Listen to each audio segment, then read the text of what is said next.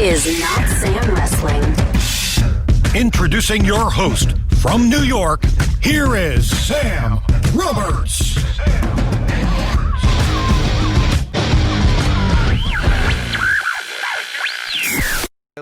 When we talk about the things that The Undertaker has done, that it's universal high praise. Not talking about his career. I'm talking about specific things.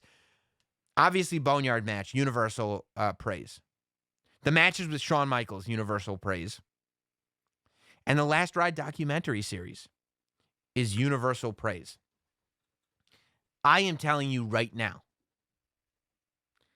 we're getting another Undertaker match. I don't care what this guy says. We are absolutely getting another Undertaker match. There is no doubt in my mind. I'm watching this thing, and The Undertaker can't fully say, I'm done. He can't fully say he's done. This documentary has created a so much larger appreciation for the entire career, for the man that Mark Calloway is, for the legend that The Undertaker is. This documentary series put that man on people's Mount Rushmore. This documentary series is the thing that took The Undertaker. The Undertaker was almost too dependable throughout his career. When people talk about their Mount Rushmores, Austin gets mentioned, Michaels gets mentioned, Flair gets mentioned, Hogan gets mentioned, Dusty gets mentioned. Sometimes Cena gets mentioned when they want to do something, controversial. But those are generally the names that you hear. Sometimes Brett, every now and then, Brett will get a mention. And all those names are fair, by the way. I would never argue with any of those names being on anybody's Mount Rushmore. But The Undertaker's name doesn't get mentioned nearly enough. And that's because he is so faithful. Faithful. Faithful? Oh, faithful. Faithful. You can put so much faith in him. Sometimes when you are that consistent, it can breed contempt. Sometimes when people just come to expect that of you, you don't have to have the title put on you all the time. You don't have to be put into the spotlight all the time because you're going to be there anyway, and you're going to give an amazing performance anyway, and the character is going to speak for itself. And that is the story of The Undertaker. I don't think the appreciation for The Undertaker has been where it's needed to be ever. I think it finally is there. And the fact that it finally is there means that if The Undertaker wrestles another match, we're not looking at Undertaker versus Bray Wyatt, WrestleMania 31, put it in the middle of the card and have The Undertaker do his entrance when it's still sunny outside. We're looking at the biggest WrestleMania match of all time, hypothetically. I believe The Undertaker will be back for one more match. I believe it will be a WrestleMania match. And I think The Undertaker will want to make that deal. Look, it'll be putting all your chips on the table. The Undertaker comes back for one more match. It will either ruin what was created from this documentary and what was left behind by that amazing Boneyard match, or it will cement that The Undertaker is the greatest of all time. I was thinking about who do we still need to see The Undertaker wrestle? Because that's the big question, right? Now we're really looking at this. Not who are the next 5 people The Undertaker's going to wrestle. One more match for all the marbles. This is it. Because realistically, The Undertaker has not had that moment to celebrate him since WrestleMania 28 after the Triple H match. That series of Shawn, Hunter, those 4 matches were the defining WrestleMania moments for Undertaker. And in terms, because after that, you've got CM Punk. In terms of matches that he's won, you've got CM Punk, which, it was a fine match. You've got Bray Wyatt, which was a dud. Shane McMahon, which was, it was cool to see Shane back and fall off a cell. And then who that he's won? I feel like there was one more. Oh, Cena, obviously, which was not even a real match. So those are the 4 that he's won, and none of them are big time matches. And then he's got 2 that he's lost. One is to Brock Lesnar and one is to Roman Reigns. And the two that he's lost haven't been the moments of, I'm giving you the crown. I'm putting you over. You could argue the Brock Lesnar match was, but the problem is he doesn't remember the Brock Lesnar match. So it doesn't get to be that moment in his head. To me, Brock Lesnar beating The Undertaker was the most valuable thing that Brock Lesnar ever did. Brock Lesnar beating The Undertaker changed the course of Brock Lesnar and the course of WWE history forever. I think that Brock Lesnar's victory over The Undertaker was cashed in tenfold. And every bit of value that they could have possibly gotten out of ending the streak has been gotten out of Brock Lesnar beating The Undertaker 100% of the time. However, you're not exactly putting a young guy over. And like I said, Taker don't even remember walking to the ring that night. So that's not going to do it for him. And in terms of, saying, Roman, you're the guy now, Undertaker hated that match. He thought he was terrible in it. So he hasn't had that moment either. He has not had a moment at a WrestleMania that comes anywhere near to that moment with Triple H. And you could say the Boneyard match, but he talks in the documentary about wanting to bottle the energy of the audience. That is what he didn't get in the Boneyard match. He is getting one more match. Because the whole quest, the entire reason the documentary exists is because all The Undertaker wants to do is to repeat the moment that he should have ended his career on, which is WrestleMania 28, in terms of moments. I'm not saying that I'm just saying in terms of moments. That's the moment Taker wants. Win or lose.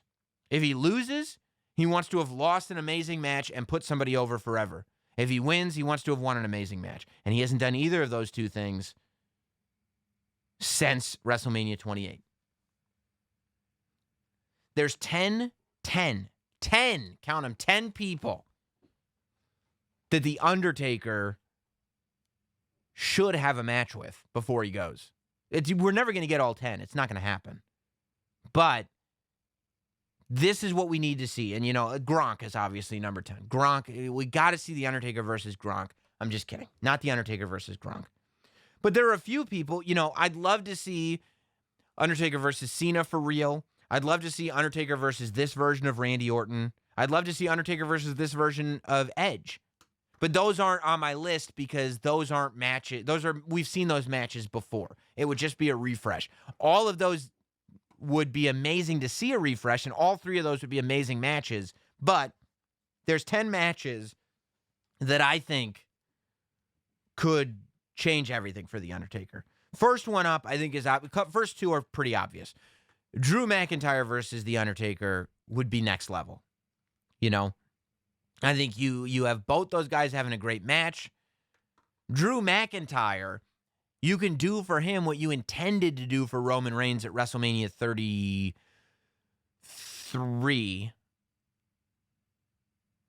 You can, and maybe it'll work. I think there were a couple reasons why WrestleMania 33 didn't work. Number one, The Undertaker wasn't happy with the match. Number two, the fans weren't happy with Roman Reigns. So I think if you've got a scenario where the fans are happy with Drew McIntyre and The Undertaker can be happy with a match, you can really do something huge. And you've got WWE Champion Drew McIntyre versus The Undertaker. That's who he's got to defend his title against. And you got the possibility of making Drew McIntyre. I think that there's only upside. I think the number two is pretty obvious too, and that's AJ Styles. Have a real match with AJ Styles. WWE is already hinting at it. WWE is not letting go of The Undertaker, and they're doing it on purpose. AJ Styles wrestled in the Money in the Bank match wearing purple, gray, and black. There's a reason for that. AJ Styles was being haunted by The Undertaker during the Money in the Bank match. There's a reason for that. I think AJ Styles, my number two pick, probably the most obvious pick, and probably the most likely pick. And maybe the best pick too. But I don't think we're done with the AJ Styles story. And I think that the world still wants to see AJ Styles versus The Undertaker at WrestleMania in a stadium packed with people. And you know what? Maybe AJ wins, maybe he doesn't. I would say have AJ win this one. I think Undertaker should lose this match against any of these people. But yeah, I mean, to me, that's the way to go with AJ Styles. All right, So let's start getting into the less obvious, okay? In my top 10 reasons that are human beings that The Undertaker needs to stick around and have one more match. That's somebody who we talked about at the beginning of the podcast, somebody who's in NXT right now. One of the reasons why The Undertaker can be so valuable is because he can have a great match with a younger guy. And should that younger guy be able to win or even have an amazing performance, it'd make his whole career. It would change everything for him.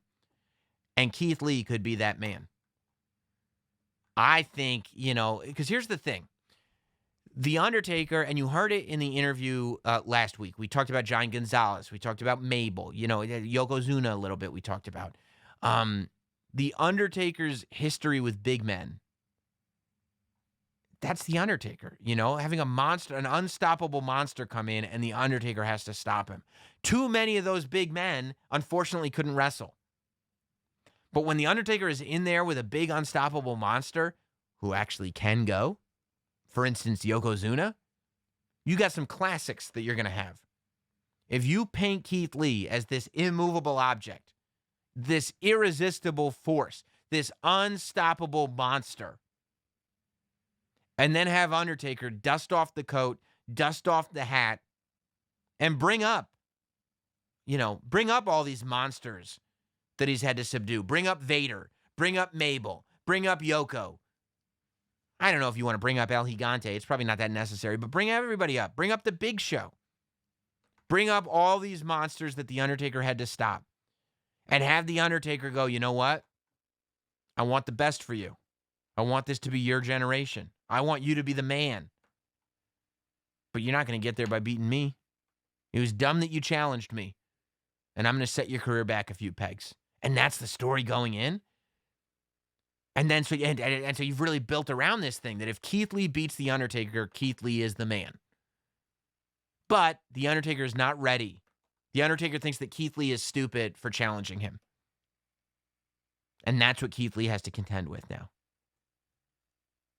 That, to me, is a fabulous story. And I think Keith Lee and Undertaker could have an amazing, amazing match. Another guy, number 4 on my list of reasons that The Undertaker needs to have one more match, is a guy who is also in NXT right now. A guy who, despite his size, can come across as unbeatable. A guy who, in my opinion, is having some of the best promos in the company right now. Because he's coming across as authentic. He's being himself. He's using wrestling jargon, but not in a hokey way. Doesn't feel like he's trying too hard. He's not doing it so much that it doesn't bring people in. And that man is Finn Balor. I think that rock and rolla, real Prince Finn Balor, not Demon Finn Balor, Prince Finn Balor, Devitt. I think, because that's what we're seeing right now in NXT, right? We're calling him Finn Balor, but we're looking at Devitt. That's why he's called the Prince. This is Prince Devitt.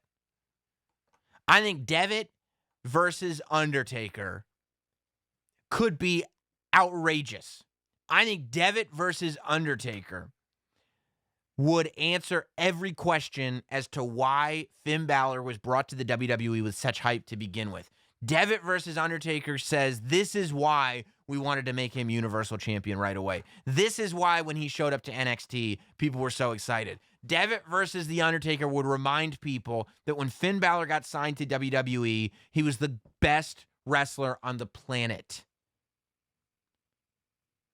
Devitt versus The Undertaker would remind people, oh yeah, this is a dream match from a few years ago. This is Tokyo Dome Devitt versus Madison Square Garden Undertaker. Okay? This is Wrestle Kingdom's main event fighter versus WrestleMania's main event fighter. This is Prince Devitt versus The Undertaker. Finn Balor coming in and saying, I'm the man, period. And I have no respect for tradition. And The Undertaker going, well, you're going to have to get through me to get there. I mean, take everything I have. Take my money. Take my house. I'll give you one of my two kids. You know, whatever you need. Whatever you need. To me, that story, if told right, oh my God. And then the match itself, you know, you got these two guys working around the fact that there's this huge height differential. You've got just a lawless, ruthless, badass Finn Balor looking to embarrass The Undertaker. You got a pissed off Undertaker looking to hurt Finn Balor. I think it'd be awesome. I think it would be awesome. Speaking of best wrestlers in the world, my number 5 pick for why The Undertaker can't leave wrestling just yet is a pick that can't feasibly happen. It certainly isn't going to happen this year at WrestleMania, but this is a total fantasy draft. I never want to see The Undertaker wrestle or do anything for any company outside of WWE. I don't want to see him in a ring, even to say hello, if it's not a WWE ring. But that said, I do wish that Kenny Omega had come to WWE after leaving New Japan. I wish that Kenny Omega was in WWE instead of AEW. And I would be very compelled by a Kenny Omega Undertaker match. I mean, you know, everything we just said about Finn Balor versus The Undertaker, I mean, if you want to put together a dream match,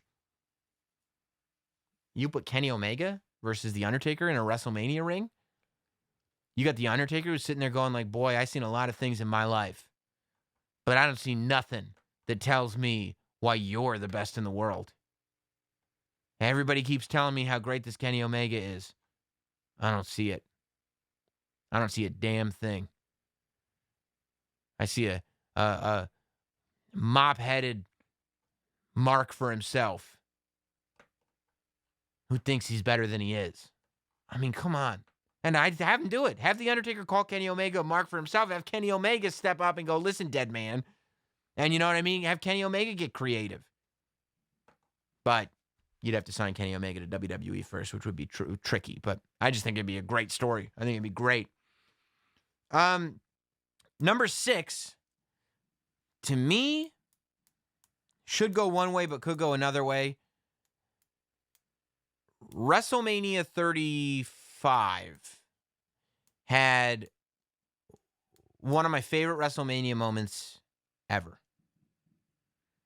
And that moment was Kofi Kingston winning the WWE Championship. The story that was told to get there, the fact that it wasn't supposed to happen, everything about it. It was perfect. It's going to go down in history as one of the great moments in WWE, and it meant so much more. It was so much bigger than Kofi Kingston. It was so much bigger than Daniel Bryan. It was so much bigger than WrestleMania. I mean, it was a cultural stamp. It was a landmark in the industry to me. And I don't think a make good has ever come from Kofi Kingston getting slaughtered by Brock Lesnar on the first episode of SmackDown on Fox. That was October. That's going to be a year ago in a couple months. That was about 10 months ago, maybe 9. And the make good just hasn't happened. I think that there is just as much appreciation for Kofi as ever, maybe more so than ever. And I think this idea of Kofi stepping up and building up to a Kofi Kingston versus Undertaker match, take my money. I think Kofi versus Undertaker would be killer. Now, I think you could go a different way, and this doesn't count for another pick. This is still number 6. Big E could also do it.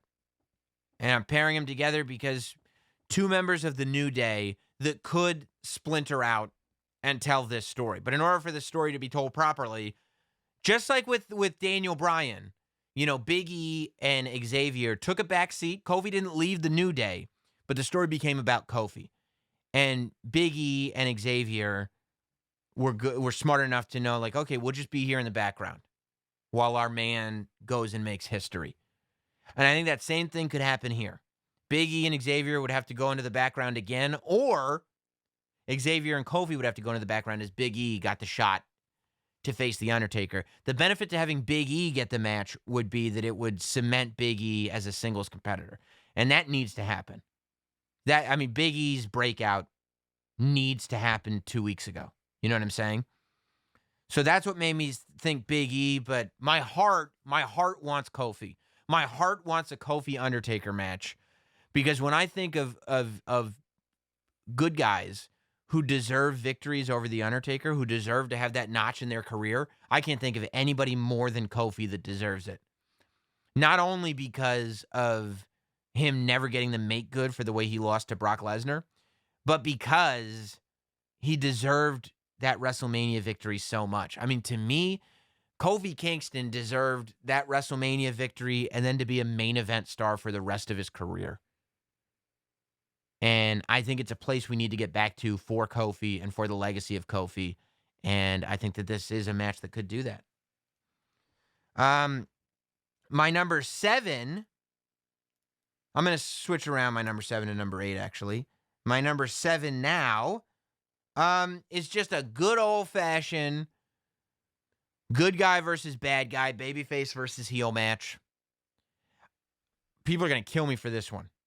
Some of you guys are loving, I'm sure, some of the picks that I've made. I can't imagine people thinking that Kofi versus Undertaker wouldn't be amazing.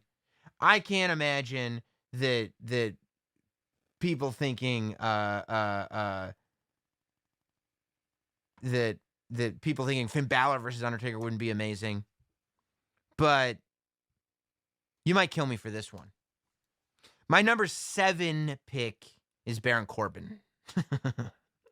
You're probably going, come on, you homer. Come on, you shill. Baron Corbin. But look, Baron Corbin to me, I think that was actually a good pick for Kurt Angle to have his last match against, and they screwed it up. I think that having Kurt Angle come out the next night on Raw and put Corbin in an Olympic Slam was the wrong move. And I think in the year since then, while you have given him the King of the Ring, he spent a few months getting beaten up by Seth Rollins and Becky Lynch. Then he got a few months spent getting beaten up by Roman Reigns. And now he spent a few months getting beaten up by Elias. So it's like, you really have not gotten the juice that I think you could have from Baron Corbin. And I think that if you were to elevate Baron Corbin to where he could be as one of the top bad guys, to me, Baron Corbin is a modern-day JBL. I see that JBL character in Baron Corbin. I think Baron Corbin is that type of heel. He's an old-school type of heel where you hate him so much, you think that he's bad at being a heel, but you don't understand that's actually just how good he is at being a heel. And I think that a lot could be done there. I think there's so much love for The Undertaker, and it's so easy to hate Baron Corbin that it would just be a fun, traditional, good guy versus bad guy story to tell. All right. I'm not going to go too much into detail on that one because you guys will light my podcast on fire, and I don't want that. My number 8 pick, for reasons that Undertaker has to stick around, is going back a couple years. And I was talking about WrestleManias since WrestleMania 28. And how, he hasn't had that moment. And one of the matches I mentioned was WrestleMania 31, WrestleMania push play button. And that was with Bray Wyatt.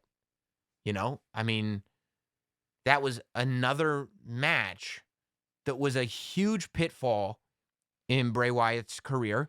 It was a match that on paper should have done everything for him, but in execution, destroyed him. That loss to The Undertaker was almost as irrecoverable as the loss to John Cena. The loss to John Cena stopped Bray Wyatt in his tracks. The loss to The Undertaker let the world know that this is not the guy. This is not him. This ain't it, Chief. That's what you knew about Bray Wyatt when he lost to The Undertaker at WrestleMania Push Play. I think that there is every reason in the world, and by the way, you could do this without The Undertaker even having to get back into match shape. There is every reason in the world to bring The Undertaker into that Firefly Funhouse. There is every reason in the world to explore the history of The Undertaker, to explore the history of Bray Wyatt and The Undertaker. Whoa, there's a lot of meat on that bone, boy. When you got a performer like Bray Wyatt, who when he first came in, you had fellas like me sitting there going, well, the Bray Wyatt character is the first character that I've really seen that could maybe achieve Undertaker-like status. And then you watch him over the course of a few years just free fall to the point where you're like, oh my God, this will never be anything. And part of that free fall was losing to The Undertaker. You know, part of that free fall was you've got a guy coming in saying, well, he's the next big Undertaker type character. And The Undertaker is the one that stops it from happening. Uh-oh. What do we got here? You know, and then to see the character grow even further to the point where now you've got The Fiend coming out here and nobody says, oh, The Fiend is like The Undertaker, because The Fiend isn't like anything that came before it. Just like The Undertaker wasn't like anything that came before it, you know? Maybe that was the problem with Bray Wyatt. Maybe it was too reminiscent of things that we had seen before, as unique as it was. Maybe we saw Waylon Mercy, but with the commitment of The Undertaker. And then The Fiend comes out here and it's like, okay, like, I'm in a Friday the 13th slasher flick. You know? And that's the story that gets told inside the Firefly Funhouse. And then the real Mark Calloway comes out. And then all the insecurities we learned about in the documentary start to come out. And then we see The Undertaker. And then we see The Undertaker in purple. And then we see The Undertaker in the Phantom of the Opera mask. And then we see, you know, Undertaker in leather pants coming out at Survivor Series. And then we see satanic, demonic Ministry of Darkness Undertaker. And then we see American Badass Undertaker. And then we see Old West Undertaker from WrestleMania 20. And then we see MMA Undertaker. And then we see Old Man Undertaker. And then we see this version of The Undertaker, real life Undertaker, Mark Calloway. And that gets flushed out through the fiery hell pits of the Firefly Funhouse. I think if there is anybody that needs a trip into there, as much as John Cena, it would be The Undertaker. I think that The Undertaker is the only, arguably, I would say, the only other character. I mean, you could do one with Bryan, with Daniel Bryan, just because the history between Bray and Bryan is so much. But realistically, in terms of depth, both in character and in history with Bray, in real life history with Bray, I don't think there's anybody other than The Undertaker that is on the Cena level. And I think The Undertaker might even be more on the level than Cena. I think there might be more story to tell with The Undertaker just because of the comparisons that you make between Bray and The Undertaker. Number 9, and this is a big one. Number 9 to me could be The Undertaker's version of Twice in a Lifetime John Cena versus The Rock, except we would only do it once this time. Seth Rollins. The Monday Night Messiah versus The Undertaker. And there are so many real-life levels that this works on, having this version of Seth Rollins versus The Undertaker. As I've said before, the Monday Night Messiah character, I adore. And the reason why I like it so much is because it's based on a story that was based on real life. The Monday Night Messiah, the reason that Seth Rollins became a Messiah and started developing all these followers is because the storyline was that Seth Rollins, as a good guy, wanted to be the locker room leader. And after Survivor Series, everybody turned their back on him and left. That as badly as Seth Rollins wanted to be the guy, and as badly as Seth Rollins wanted to be the locker room leader, the locker room wouldn't have it. And who is that guy? Who is that guy? Who's the role model for locker room leader? When we say locker room leader, who is the guy that people are trying to be like in real life? It's The Undertaker. Seth Rollins wanted to lead the WWE locker room in 2020 the way The Undertaker did in 2000, in, the late 90s. But the locker room wouldn't have it. Where they looked at The Undertaker with all the respect in the world, where The Undertaker represented the business, where The Undertaker was able to walk this line between the office and the boys and be accepted by both. Seth Rollins wasn't all that accepted by the office and wasn't accepted by the boys at all. And when you got these two juxtaposed characters, The Undertaker is everything Seth Rollins always wanted to be in real life, theoretically, quote unquote. Then you add in the fact that And the reason why I say it's like twice in a lifetime is because the John Cena Rock WrestleMania feud really started when John Cena was doing interviews and he kind of smack talked The Rock in him. And he said that, I'm here day in, day out for this company. And you've got guys like The Rock who just show up when the getting's good and say that they're part of the family when they're not. And that was a real interview. That wasn't a promo. That was like a media interview. Google Seth Rollins Undertaker. The first thing that comes up is a quote that Seth Rollins said when this documentary came on, and Seth Rollins was out doing media, out of character, just being himself. And he said that the Undertaker character would not work in 2020. Oh, really? Oh, really? Oh, you got an opinion now, do you, Seth Rollins? Because that sounds inflammatory to me. You got a lot of real life there that you can create some animosity out of to put together a pretty, well, yeah, I would say to put together a match that I believe would be pretty good. Plus, at the end of the day, I mean, this is everything you wanted with Mordecai. You got Seth Rollins, the Monday Night Messiah, coming out to the Jesus hymns and wearing all white versus The Undertaker, the dead man, coming out to the gongs wearing all black. Just that the man in black is the good guy in this scenario. And finally, my number 10 reason that The Undertaker needs to have one more match in WWE. Boom! Adam Cole, baby. Can you imagine Adam Cole versus The Undertaker at WrestleMania? You want to talk about a match that would transition Adam Cole off of the NXT roster and onto Raw and SmackDown? You want to talk about a match that would let the world know that Adam Cole is not here to be NXT champion. Adam Cole is here to be one of the greatest WWE superstars of all time. And let's bring real life into it, because you know how much your boy, the last professional broadcaster, scoops hack wrestling journalist Roberts. You know how much I like real life. You know how much I like intertwining it, right? So what happens if we bring real life into this too? And we bring up the fact that it is no secret that Shawn Michaels' favorite wrestler is Adam Cole. Shawn Michaels talks about addiction in this Last Ride documentary and how we're all addicted to wrestling. And when he's saying this, he's kind of acted like he's cured from his addiction, but he's not. Because as he's saying this, he's wearing an Undisputed Era hat. When you watch Adam Cole perform, and they keep those Shawn Michaels meetings nice and secret. Nobody really knows what goes on. None of us fans do anyway. But you know, Adam Cole's got Shawn Michaels all over him. Shawn Michaels, the guy that on 2 occasions couldn't beat The Undertaker. Shawn Michaels, the guy whose career was ended by The Undertaker. Shawn Michaels, who wanted to be Mr. WrestleMania but couldn't beat the guy whose streak defined WrestleMania and whose WrestleMania streak defined him, The Undertaker. Well, now I got news for you.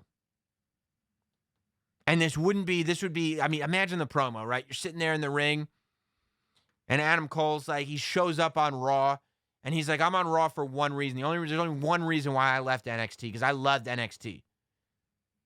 And he'd show up and he'd look at the Raw roster and he'd go, there is nobody on this roster that I think is better than the guys that we have in NXT. There's nobody here that I look at as better competition than the competition that I already went through in NXT. There's one guy that I'm here to call out on Monday Night Raw. And that's The Undertaker. We got 30 days before WrestleMania, punk. This is the WrestleMania that Adam Cole comes to the table.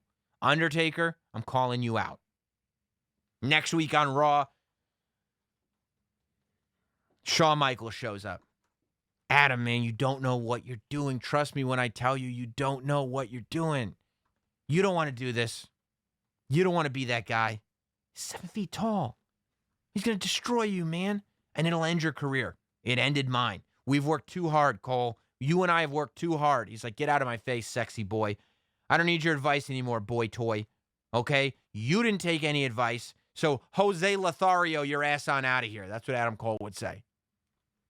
Next week on Raw, Undertaker shows up. He's staring down Adam Cole. Adam Cole is staring down The Undertaker. The Undertaker's about to step to Adam Cole. Shawn Michaels is in the ring. Kicks Undertaker right in the face. Super kicks him right in the face. Now you got bad guy Shawn Michaels who's got Adam Cole's back. And you're leading up to WrestleMania, baby. And the next 2 or 3 weeks, you've got Adam Cole with Shawn Michaels behind him. Coming into WrestleMania to do what his teacher couldn't. And to get some vengeance for him. Money, baby. All money all the time.